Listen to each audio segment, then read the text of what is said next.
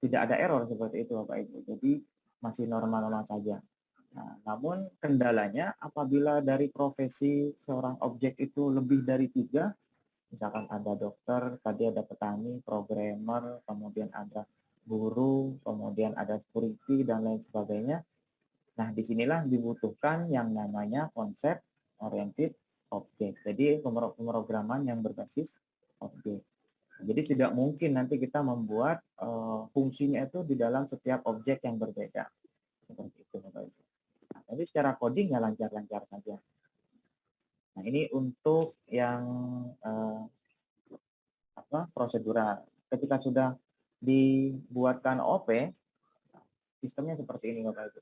Jadi sudah dibuatkan pengelompokan antara programmer, petani, dokter, dan mungkin ada objek lainnya yang memang sudah dimasukkan ke dalam objek manusia di sini. Kalau di dalam coding Bapak Ibu biasanya disebutnya itu adalah kelas. Ketika kelas tersebut akan dipanggil, dipanggilnya menggunakan objek. Nah, ini programmer ini adalah objek masuk ke dalam kelas manusia seperti itu. Memang terkadang ada beberapa kendala termasuk saya dulu Bapak Ibu, saya sempat bingung antara mana yang kelas, mana yang objek. Ternyata keduanya sama, namun di dalam pengkodingannya yang dibuat terlebih dahulu itu adalah kelasnya. Ketika kelas tersebut sudah memiliki properti, sudah memiliki sudah memiliki metode, nah, barulah kita panggil kelas tersebut menggunakan objek. Apakah itu programmer, petani, dokter, dan seterusnya. Seperti itu, Bapak Ibu. Oke, bentuk umum dari OOP, di sini kita membuat kelas manusia objek seperti ini. Mungkin sambil saya praktekkan saja, Bapak Ibu. Karena di sini saya menggunakan Google Colab. Nah, untuk Google Colab apabila saya ada kendala di laptop saya, jadi saya tinggal pindah seperti itu Bapak Ibu. Apabila misalkan nanti file ini ada yang minta di-sharing, nanti akan saya sharing. File ini bisa dibuka di interpreter offline Bapak Ibu. Misalkan mau dibuka di Visual Studio Code, itu juga bisa seperti itu.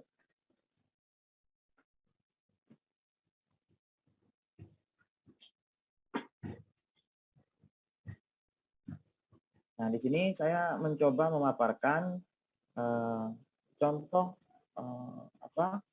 bentuk umum dari object oriented program di dalam bahasa pemrograman Python.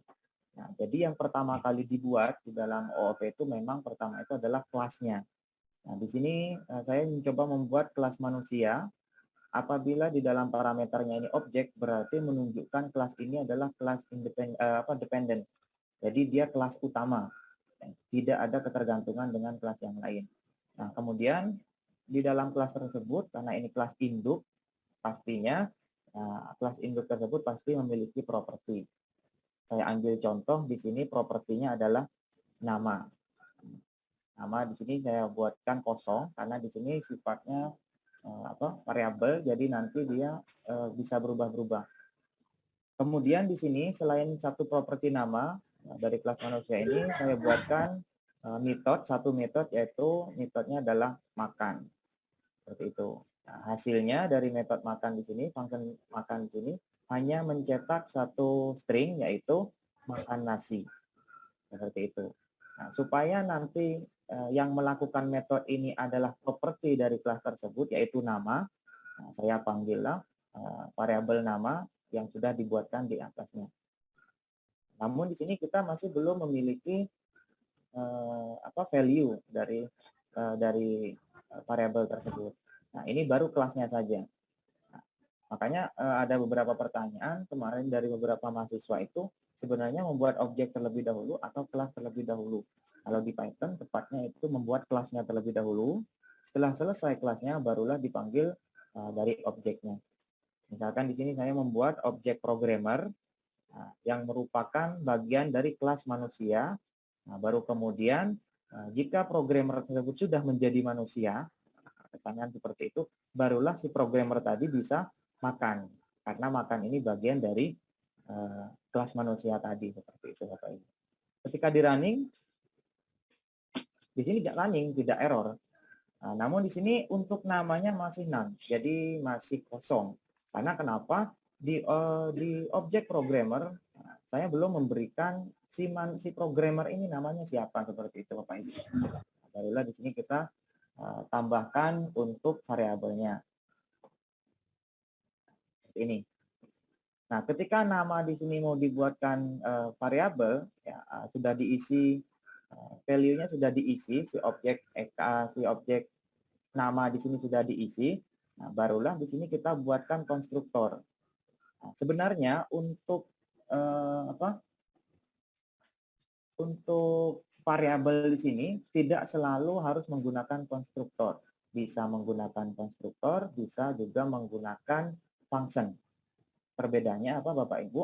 Apabila kita menggunakan konstruktor, nah, nanti pemanggilannya kita tidak perlu memanggil fungsinya. Langsung saja seperti ini.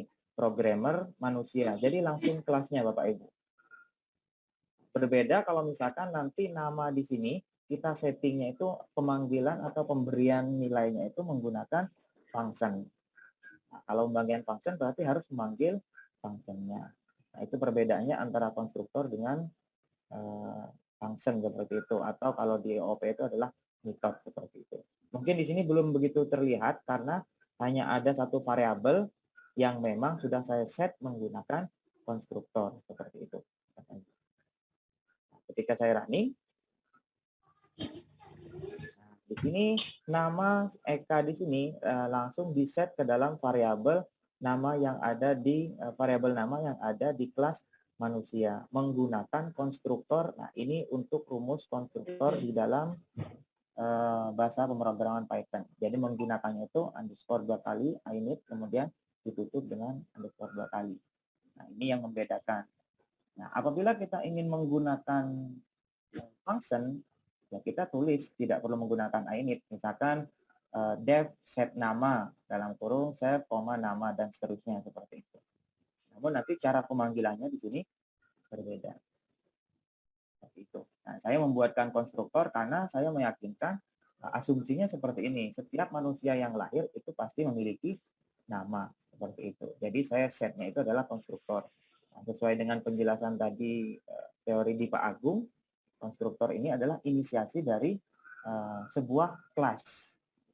Seperti itu Bapak. Ini adalah bentuk umum di dalam sederhana dalam menggunakan OOP. Kemudian saya kembali lagi ke slide.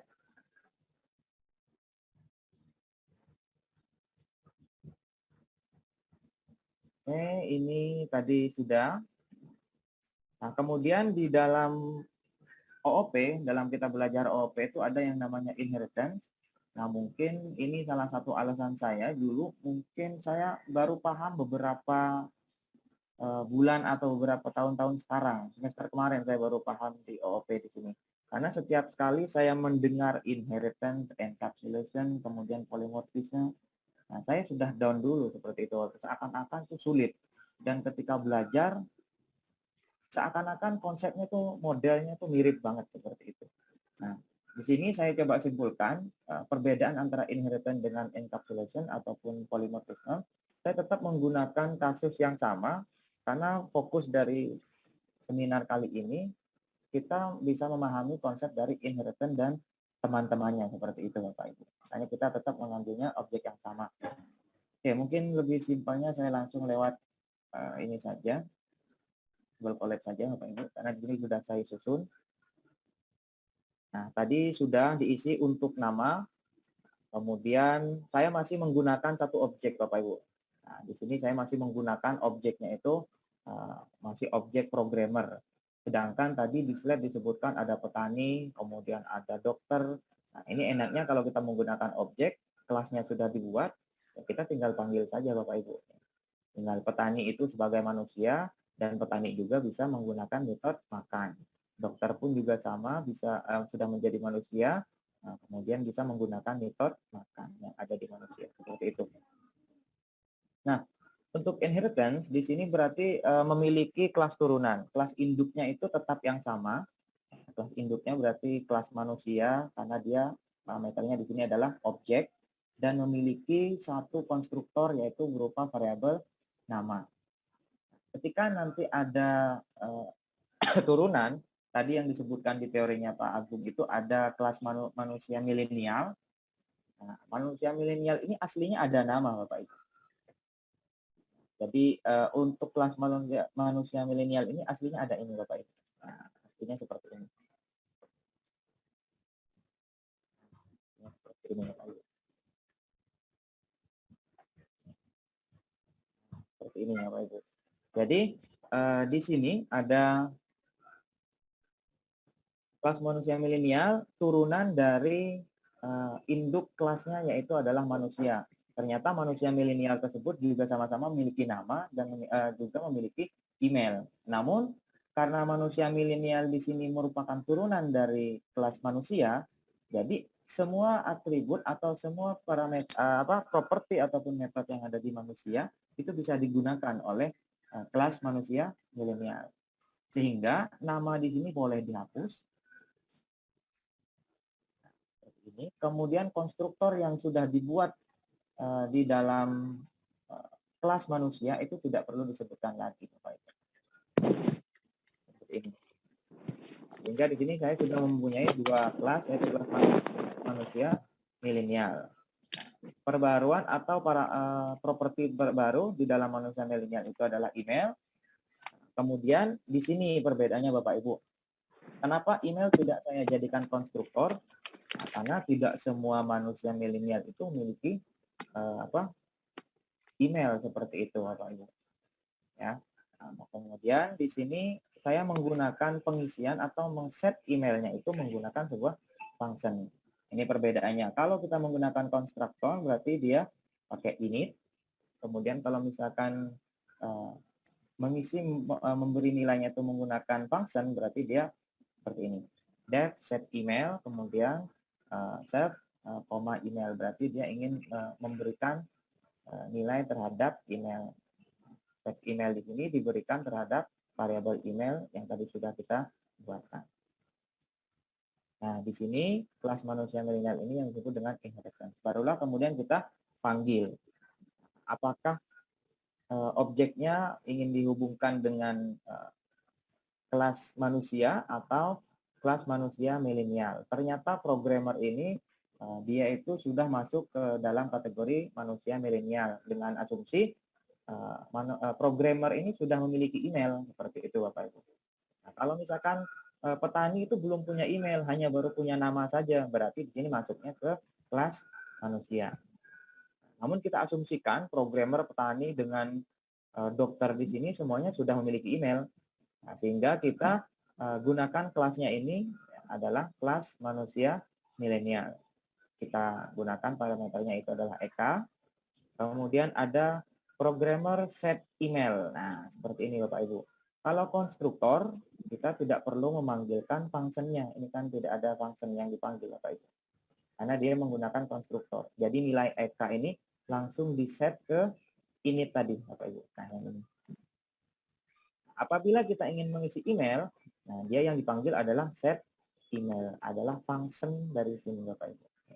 Set email.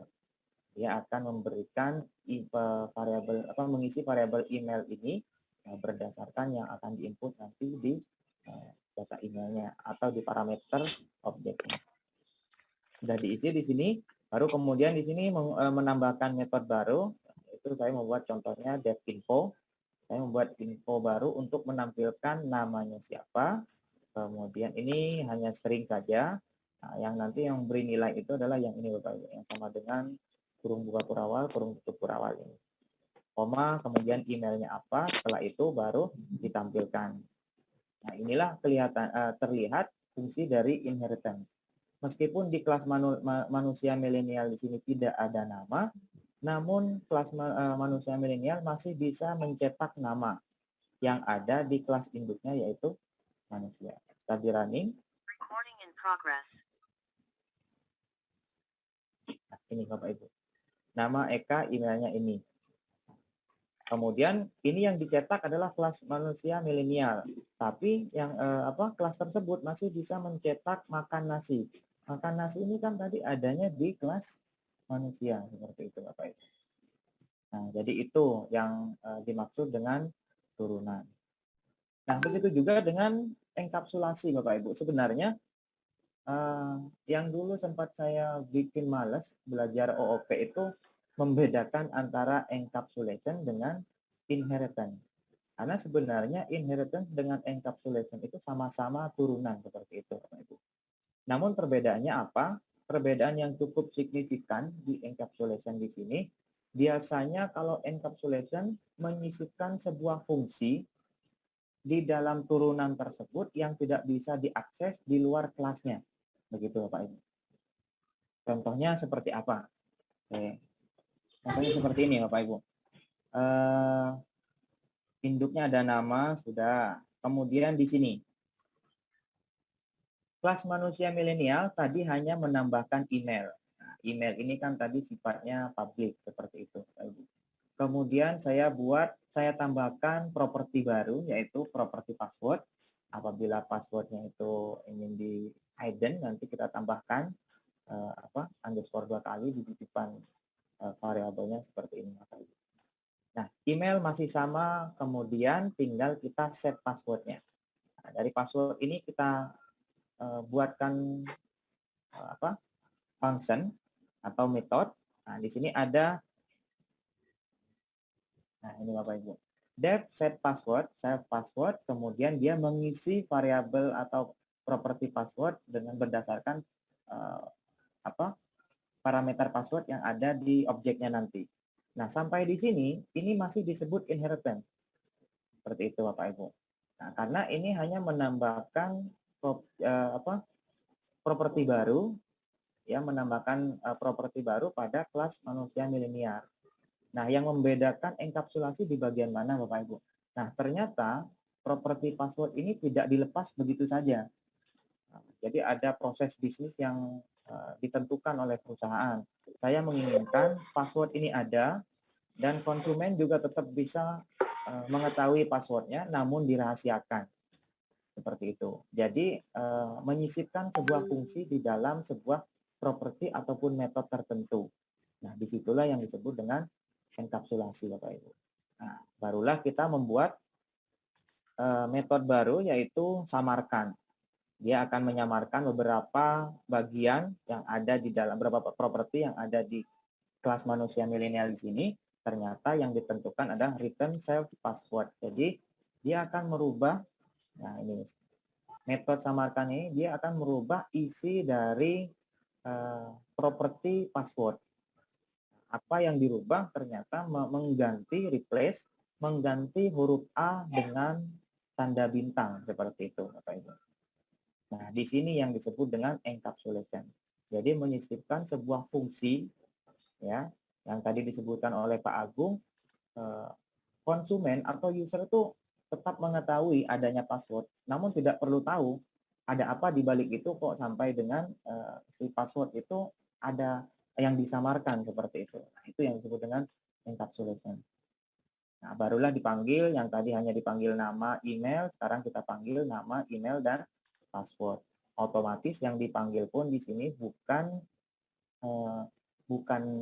password lagi, bukan set password lagi, melainkan di sini adalah yang samarkan seperti itu. Kasih running.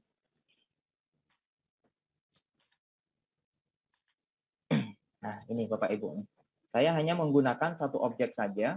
Nanti kalau misalkan yang petani dan dokter ingin menggunakan, tinggal dikopas aja Bapak Ibu. Tinggal diganti objek awalnya saja. Apakah objeknya itu petani ataupun dokter. Nah, ini yang dimaksud Bapak Ibu. Nama di sini masih parameter atau bukan parameter, properti dari kelas induk. Email di sini turunan ya, yang dimiliki oleh manusia milenial. Password di sini ini juga sama, turunan dari kelas manusia milenial tadi. Nah, encapsulation-nya ada di bagian di sini.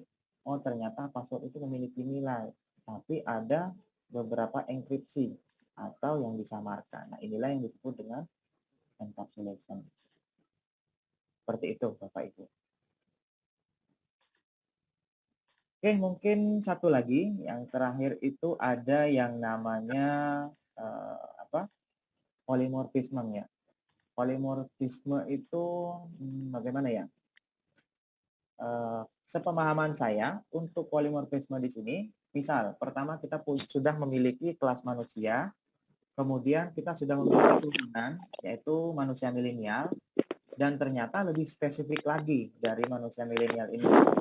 Nah, contohkan di sini ada kelas baru, saya kasih namanya baru, atau misalkan mau diganti programmer boleh, secara sesuai.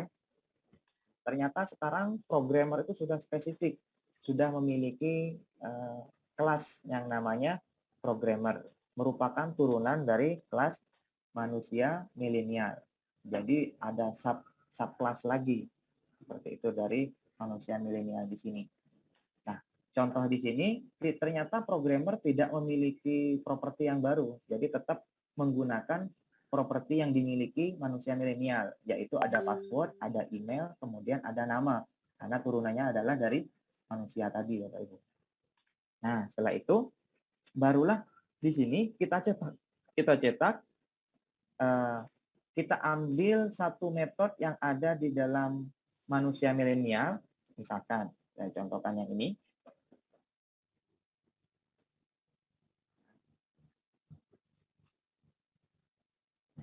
Saya ambil contoh yang ini saya aslinya kan seperti ini Bapak Ibu, yang dicetak dari info yang ada di dalam kelas ini. Info save ini kan isi dari manusia milenial. Nah, fungsi dari polimorfisme di sini, dia bisa menggunakan propertinya, kemudian dia bisa juga menggunakan metodenya dan bisa merubah formatnya seperti itu, Bapak Ibu. Atau yang kita kenal dengan overriding seperti itu. Nah, namun di Python sendiri hanya bisa melakukan overriding untuk polimorfisme. Jadi tidak bisa seperti Java. Kalau di Java itu kan ada overloading dan ada overriding. Kalau di Python hanya bisa melakukan overriding. Untuk overloadingnya itu tidak bisa diakalin tapi harus menggunakan percabangan. Nah, misalkan di sini dia hanya menambahkan saja. Misalkan ingin ditambahkan dengan email dan password, bla bla bla, misalkan seperti ini. Sorry, saya salah penempatkan. Ini berarti ya, nah ini. Dengan email, password seperti ini. Coba kita running.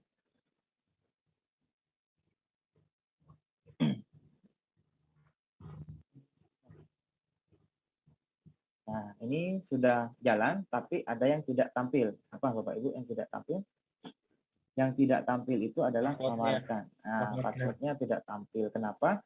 Karena password di sini sifatnya itu adalah private, Bapak Ibu. Jadi dia hanya bisa diakses di dalam kelas manusia milenial di sini. Nah, itu yang membedakan antara kelas public dan kelas private. Nah, karena di sini programmer ini sorry, ini ada error. Pemanggilannya Bapak Ibu ya. Nah, ini kan si programmer sudah bukan manusia milenial lagi. Nah, programmer ini sudah punya kelas sendiri, yaitu adalah programmer seperti ini. Otomatis set email dia nginduknya dari programmer, dari indukan manusia milenial, set password dan seterusnya. Ketika di running, ini ada error Bapak Ibu, menyebutkan apa? Ini programmer samarkan. Programmer object has no attribute. Berarti kelas programmer di sini tidak memiliki metode samarkan. Karena kenapa? Di sini di kelas manusia milenial saya membuat metode samarkan ini sebagai metode yang private yang bisa diakses di kelas manusia milenial saja.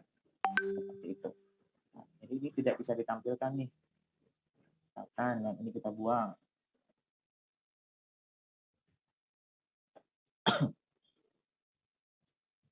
Kemudian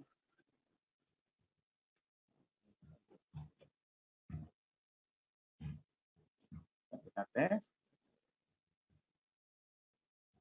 Nah, seperti itu. Jadi di sini running ya. Nah, fungsi dari overriding itu kita bisa menggunakan metode yang ada di indukannya. Nah, programmer ini bisa menggunakan metode info ini yang ada di manusia milenial dan bisa merubah di bagiannya, formatnya. Itu yang kita kenal dengan overreading seperti itu Bapak Ibu.